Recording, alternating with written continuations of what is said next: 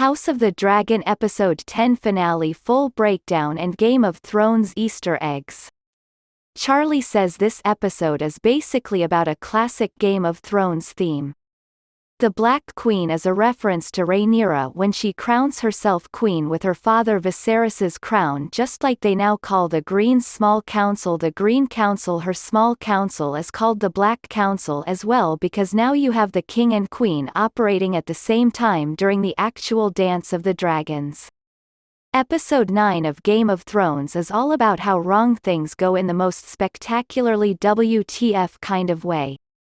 There are a few minor changes that reflect the events of episodes 8 and 9 at the very start when they show Aegon the Conqueror symbol. Matt Smith's name appears first, replacing Paddy Considine's name because he's dead. He's not on the show anymore. Steve Toussaint is back in the opening credits because Corlys Velaryon returns in this episode.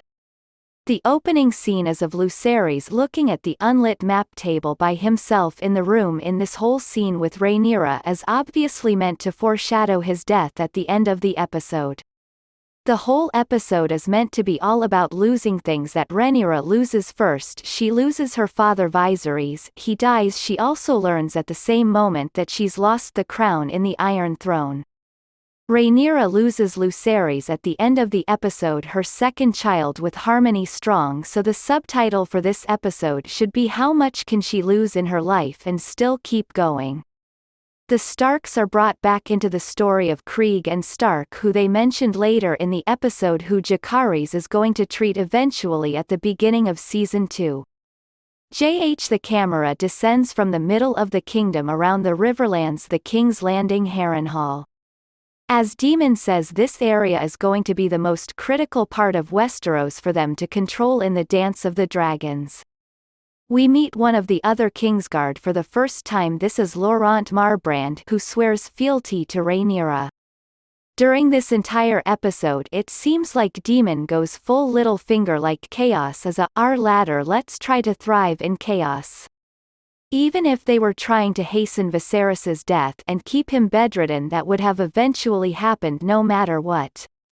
They were always going to try and put Aegon II on the Iron Throne regardless of how things went down. Alicent and Rhaenyra are trying to be as cautious and measured about what they do next as possible, avert war as much as possible. In both cases it's all the people around them that become the biggest problems, preventing them from doing what seems like the right thing to do. Daemon's fight practice on the beach is also meant to foreshadow the end of the episode 2, where Lucerys very clearly does not like fighting and doesn't want anything to do with this task. The reason why Rhaenyra reminds Jacaerys that he's heir is because she's in so much pain during this birth and because the life is being sucked out of her. The boys still think of Harwin Strong as their real father because he cared for them, but I think in the same way that he cared for Laena Velaryon, like he didn't actually love her, he doesn't actually genuinely love them, he just cares for them because he has to. House Darklyn is where Steffon Darklyn comes from. Kingsguard, now one of Rhaenyra's Kingsguard. They control Duskendale, which lies here close to Dragonstone on the coast. House Massey and Bar Emmon also control Duskendale. The Starks are going through a similar experience to what's happening to Rhaenyra right now, with someone trying to take her throne from her. Daemon tries to fly Caraxes to the Tullys to secure them because they're so critical. Technically he's not wrong.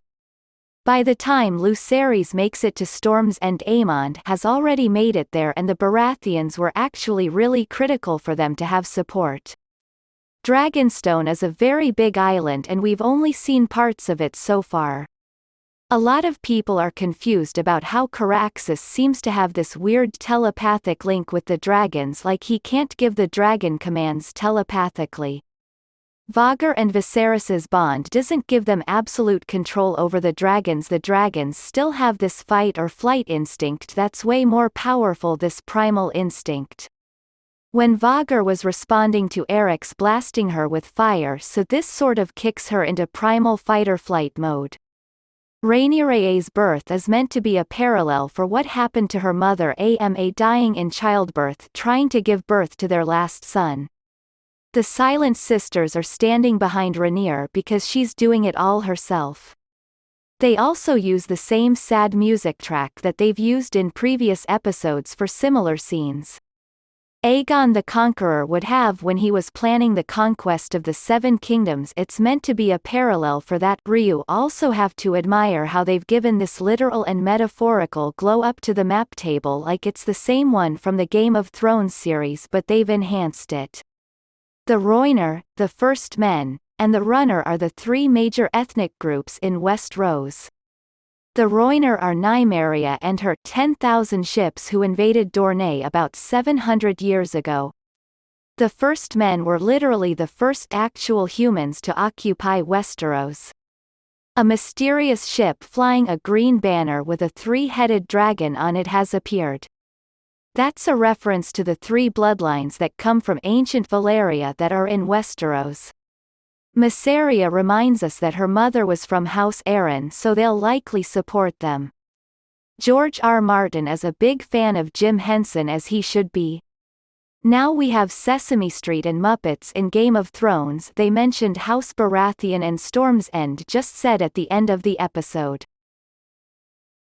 The reason why she's so sure that they'll support them is because of their common bloodline. Rhaenyra has access to more than 3 times as many dragons as the Greens do, which gives them more power. Theoretically, they have a Daemon and Rhaenyra's dragons Craxes and Syrax Jacaris, and Lucerys' dragons of Vermithor and Arrax baby Joffrey. Raina doesn't have a dragon yet, but she'll get one eventually. Daemon's main plan, initially at least, is to invade Harrenhal and use it as their main base of operations because it's so centralized. The whole scene on the bridge with Otto Hightower is meant to be a parallel for their standoff in Episode 2. Rhaenyra and her family will be allowed to keep Dragonstone Driftmark in their family lines, but they have to give up all claims to the Iron Throne. Daemon says he'd rather feed their sons to a dragon. That foreshadows Lucerys' death at the end of the episode.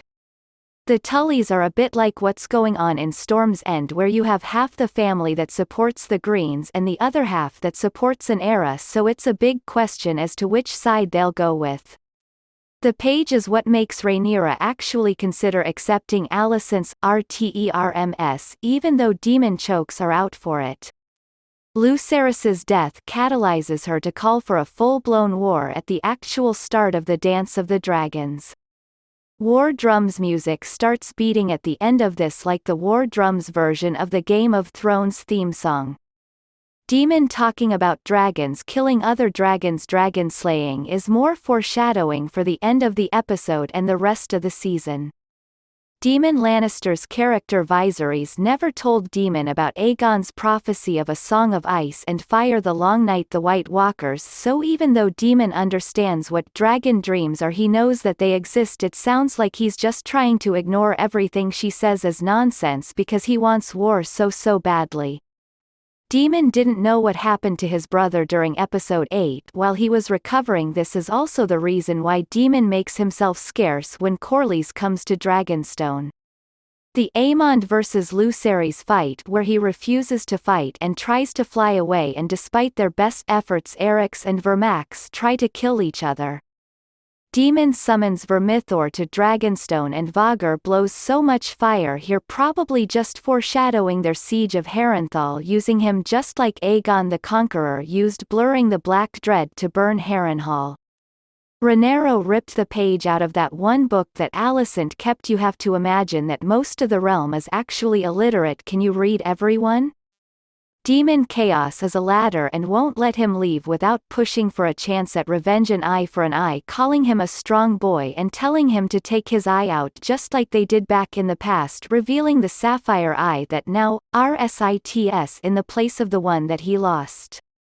They said they're going to give the Greens their response on the morrow. Their response is probably going to be something really crazy. Daemon is probably going to go off the chain with his I felt like they did a good job of wrapping things up and pushing into Season 2. It felt a lot like the older seasons, original seasons of Game of Thrones. Thank you so much for watching everyone. Stay safe and I'll see you guys in the next one.